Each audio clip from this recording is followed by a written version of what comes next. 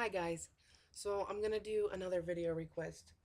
This one is a more recent request, but I was actually thinking about this the other day, so I thought, well, it'll be a good time to do this video request. I got a video request to talk about a moment in my life that changed my life.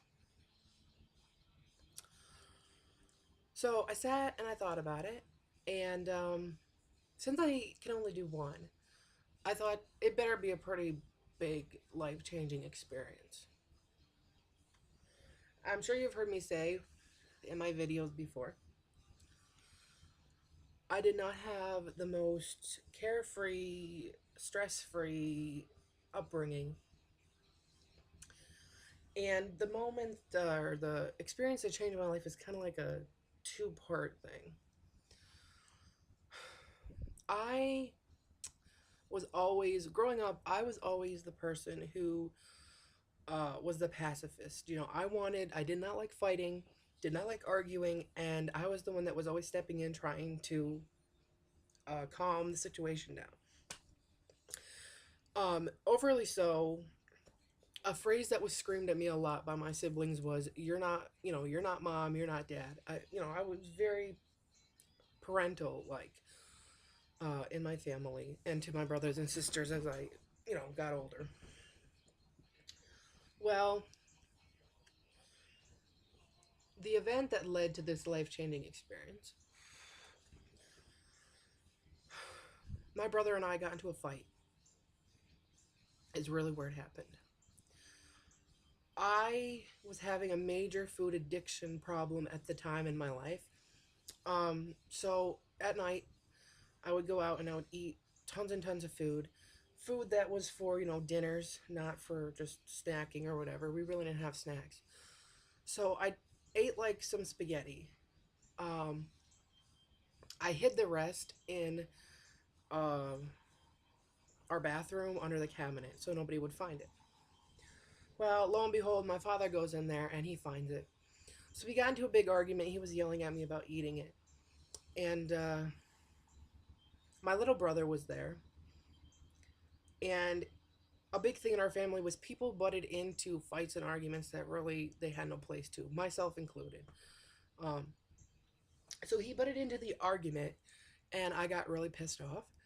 And I took some of the spaghetti that my dad had thrown at me, the rest of the box of spaghetti. I took the spaghetti that had fallen out of the box and I threw it at my brother. And I told him to shut up. He proceeded to break the spaghetti up into tiny little pieces and throw it in my face, which it was just one of those days, which happened a lot growing up. I just couldn't take it anymore. I completely snapped. Um, I went after him, he went after me, and the argument ended up being a fist fight. And I punched him a few times, he punched me a few times. One of the times he punched me in the eye.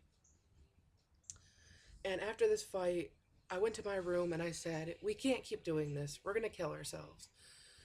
And this was like a normal occurrence of, every day things like this would happen. My parents would get into fist fights, my dad would get into fist fights with my brothers.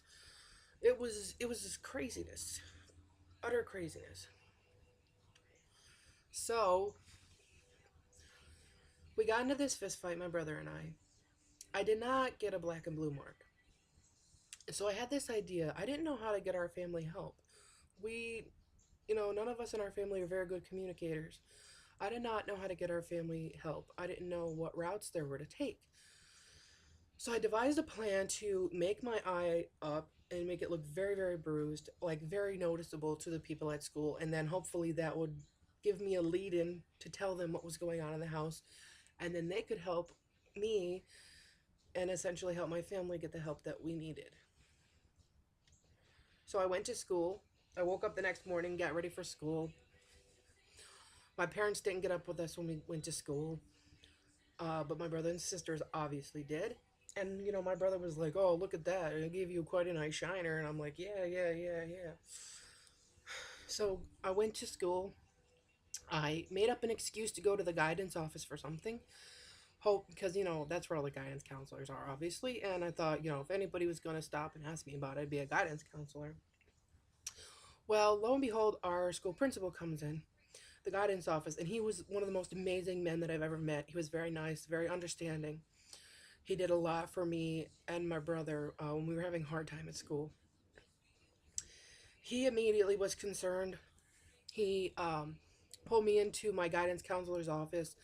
We all sat and had a big talk. You know, and then still at that point, I did not let on to the fact that it was like made up. You know, the bruise was made up. It wasn't bruised at all. But I told them everything that was happening, and they immediately pulled me and my brother and my sister from school. Well, not from school, but out of our classes, and isolated us in different rooms. And they had people from Child Protective Services come in and talk to us.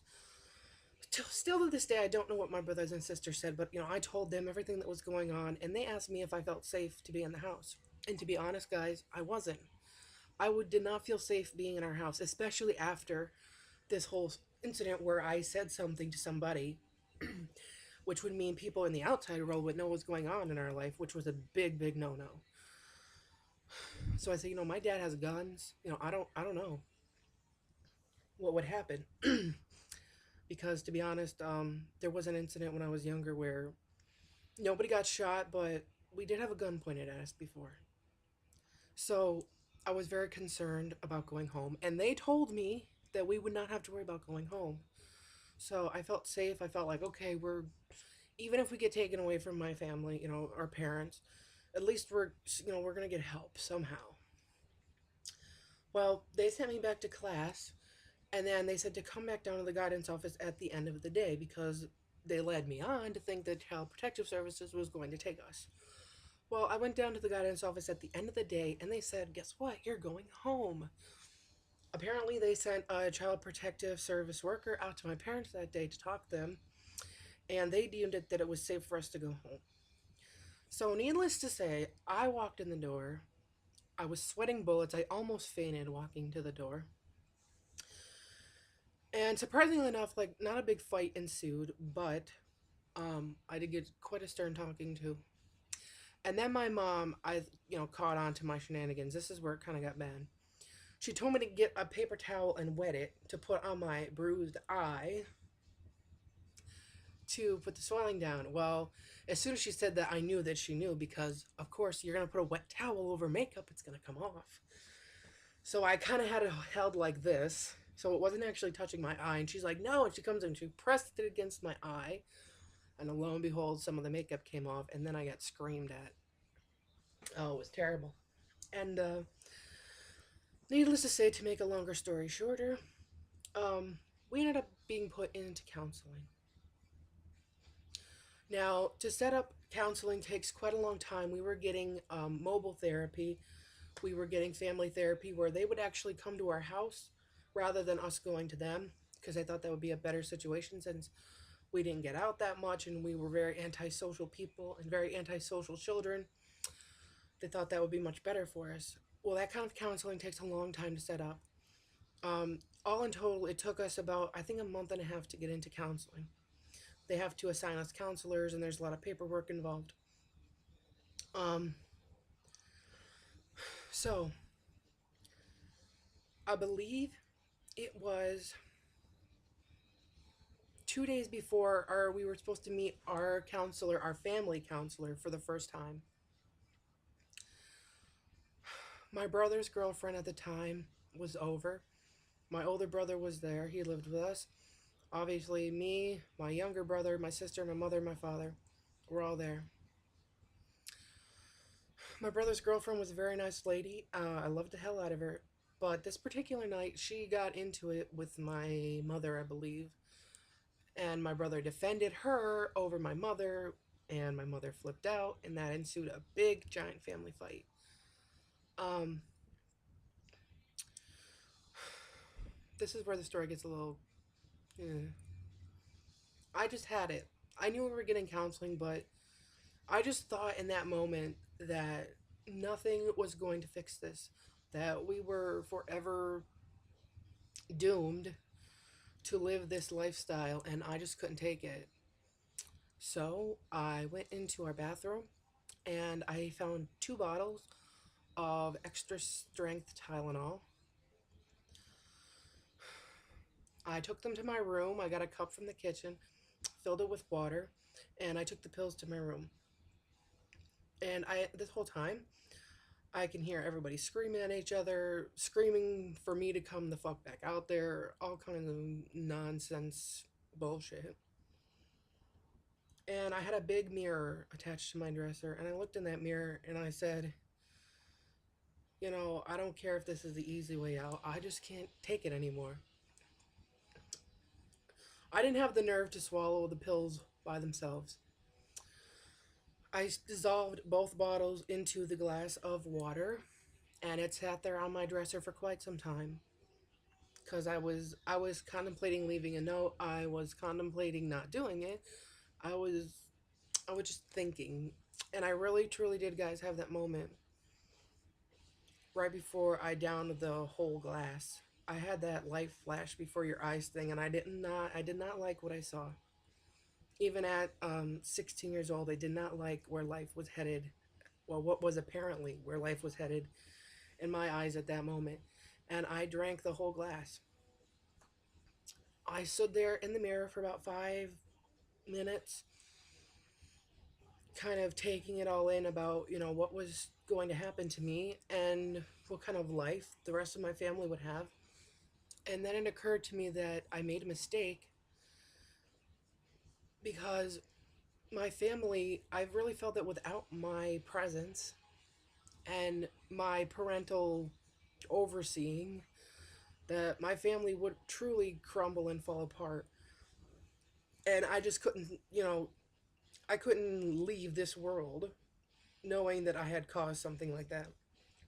So, in amidst all the fighting and chaos, I ran outside, or yeah, outside. I ran out to my parents crying, and I just screamed in the middle of this shouting match. I did something really stupid. So, of course, screaming that at the top of your lungs, everybody stopped and looked at me, and I just hysterically broke down crying. And of course, people not, my parents not realizing what was going on. They very nastily asked me what the hell was my problem, and I told them that I took the Tylenol, and by that point, it worked really fast. I'm not sure if it was from adrenaline or what, but I was already feeling very, very woozy, and I don't know what it was from, but I was not feeling well. My father called 911 immediately. My mother then asked my brother's girlfriend, Davita. She said for her to take me to the bathroom and have me try and get some of the pills up. Did not go very well. 911 said to take me to the hospital immediately. They said not even to wait for the ambulance, which was one of the more scarier points for me when, I heard my dad telling my mom this. It really hit home like, wow, I did something very, very serious. Um, I mean, the ambulance was not even, it would have taken less than 10 minutes for the ambulance to be there. And they said that time was that much of the essence that we could not wait for an ambulance. Um, so they pushed me into the car, into the back seat, and I completely just slumped over in the back seat. I just could not move. And all I remember about that car ride was just seeing all of the trees pass by above me. Because, I was like laying back, and, you can kind of have that peripheral vision of, the back windows and everything. And all I can remember from that trip is seeing all the trees pass. It was dark out, and I saw, all the stars out and everything. And I just started crying because it hit me that I wasn't out of the water yet by any means, and that this could be the very last time that I saw anything so beautiful. And really, in that moments in the 20 minutes that it took to get to the hospital, more like 15 the way my mother was driving, in the time it took to get to the hospital, everything looked so damn beautiful. Even the texture of the back of the car, the velour on the car seat, just seemed much more softer than normal. Noises seemed much more soothing or vibrant. Colors seemed more vibrant. Everything in the world just seemed 10 times better than the last time I had seen it. And it was quite a surreal experience. Not an experience that I would say anybody attempt to achieve through the means that I did, but it was very surreal experience. And all I could really do was sit in the back of the car and cry and getting sick and dry heaving, and it was just a mess. And we got to the hospital, and I was obviously, due to the nature of what was going on, I immediately got taken back. And I'm not going to go into every single detail, but I had my stomach pumped, an experience which I had never, ever, ever, ever hoped to have done again. It was very painful for me. I've never fainted in my life up until that point. I was so out of it from the drugs and from the adrenaline from the whole experience. I actually fainted while they were trying to put an IV in, no less. So that was very messy and nasty. Um, but yes, they pumped my stomach. Uh, they said they pumped it just in time.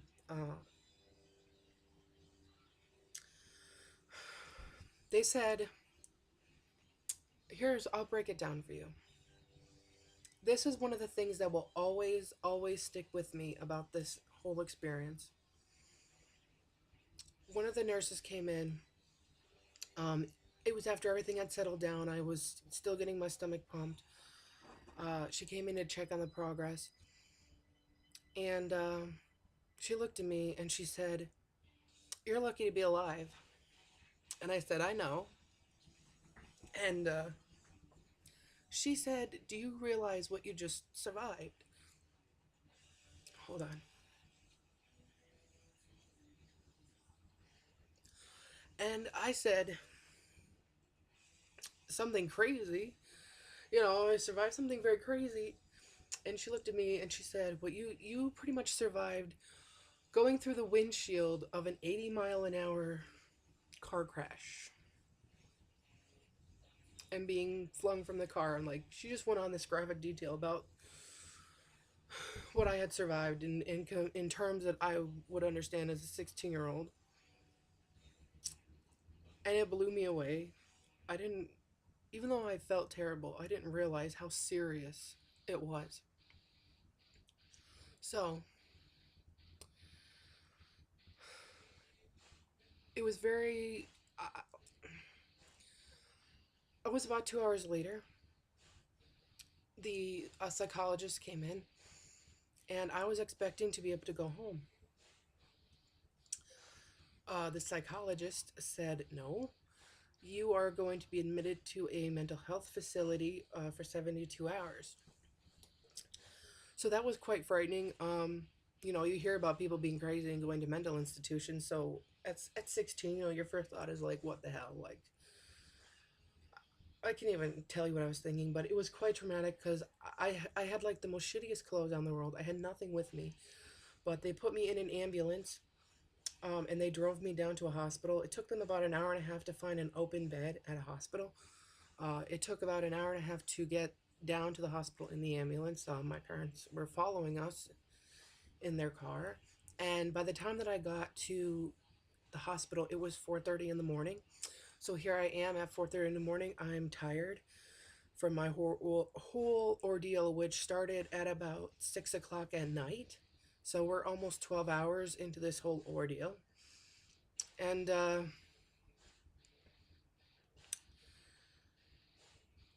I got what was they did the intake. Like I said, it was 4:30 in the morning. I was scared out of my mind because it was like hospitals are scary enough by themselves, but there was nobody awake, obviously, because it's 4:30 in the morning. It was very quiet. All the lights were dim. Everybody was talking quietly. Um, they assigned me my room.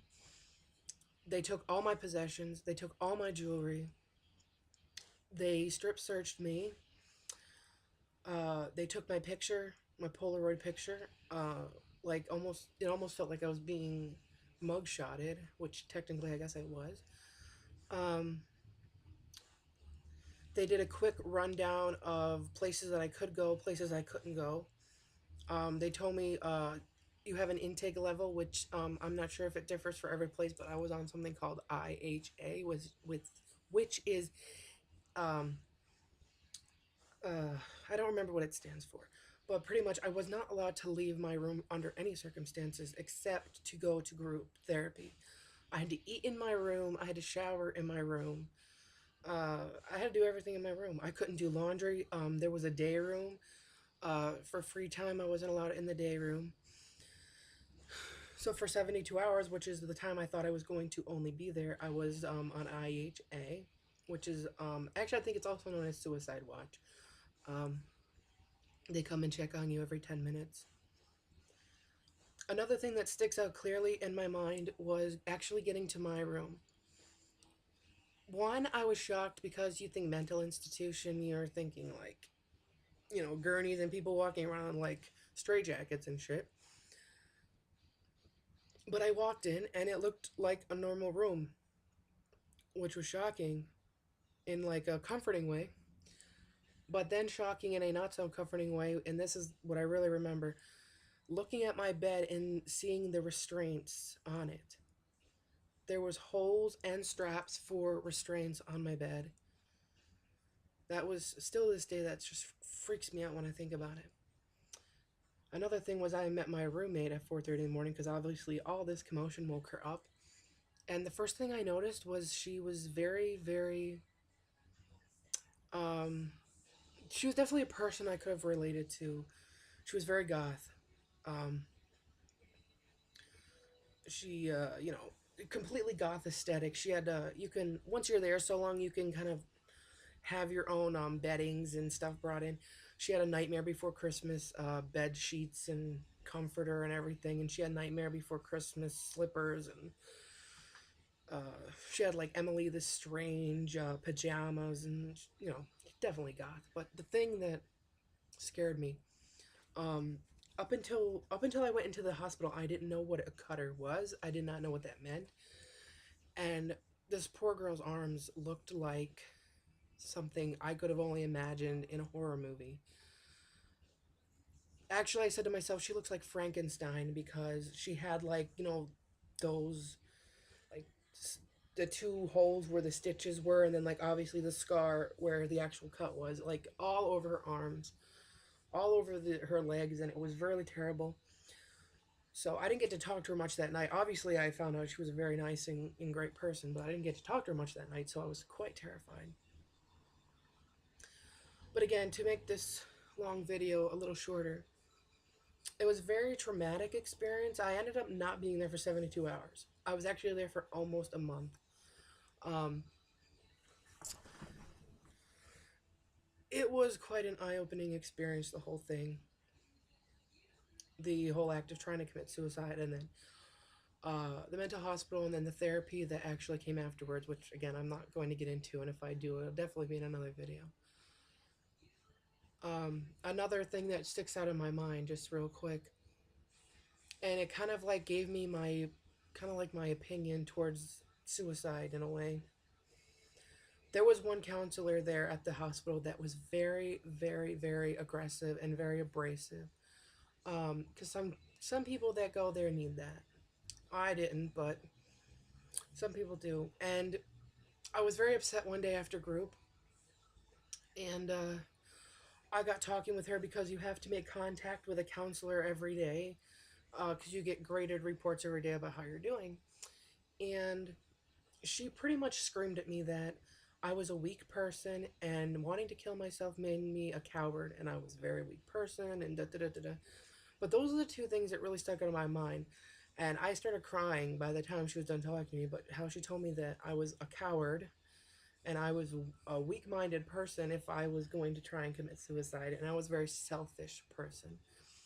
And at first, when I heard it, it upset me, and obviously I cried, and I thought, you're wrong and you're just a meanie, but you know, through the course of the time of being there, I kind of realized she was right. So that was another thing that really stuck out in my mind about my whole experience, but it did change my life. Um, Things were still not the greatest at home, but I better knew how to deal with that. And I found a lot of different pieces of myself while there that I then, came home and put together with the pieces I left there. And, it made me a better person. It made me a more whole person to get that kind of help, to get away from them, because a whole month away from my family, it was kind of like a mini vacation. To get away from them and to be able to think on my own and really develop myself confidence, my self worth, and everything. It was a very life changing experience. Although I cannot give you really truly specific ways or reasons why it did, I was never the same person after I left that place. If you would have known me before I went there, the person that you see before you today is 110 plus percent different than the person that went into that hospital. I was a very aggressive, racist, nasty, disgusting, vile teenager. And people would always tell me, well, that's just how teenagers are, but I don't think you could really truly comprehend how bad it was. And a lot of that was from my upbringing. Most of that was from my upbringing. A lot of it too was from my lack of self-respect, lack of respect for others.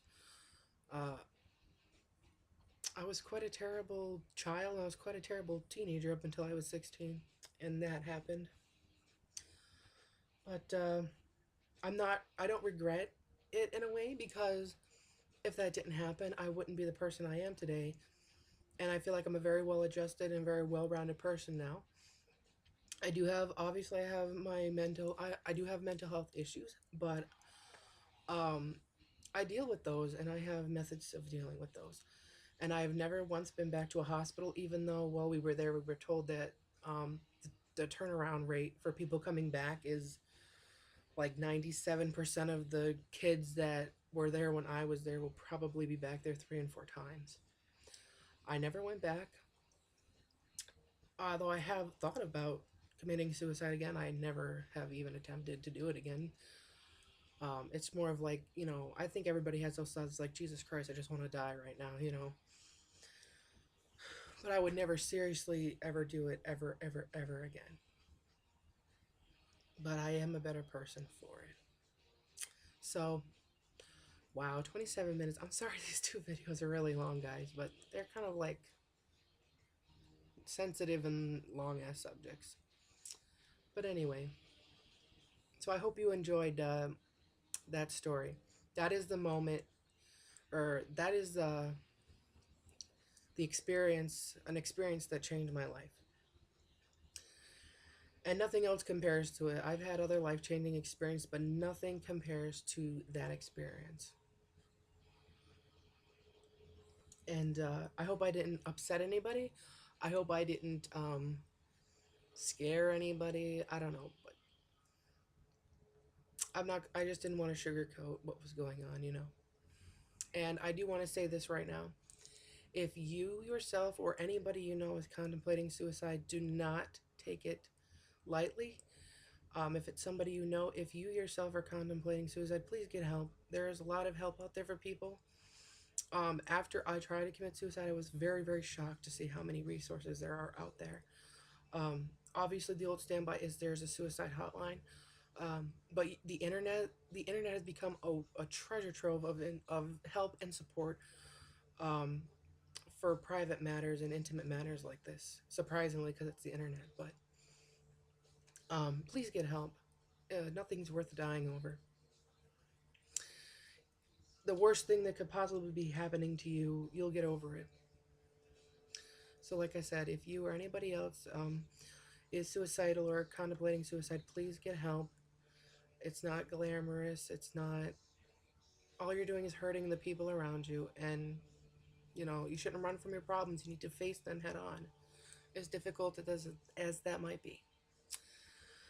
So again, I hope you guys enjoyed this video. I probably will split it up into 2 parts. So I hope you guys enjoyed it. I will talk to you later. Love you. Bye.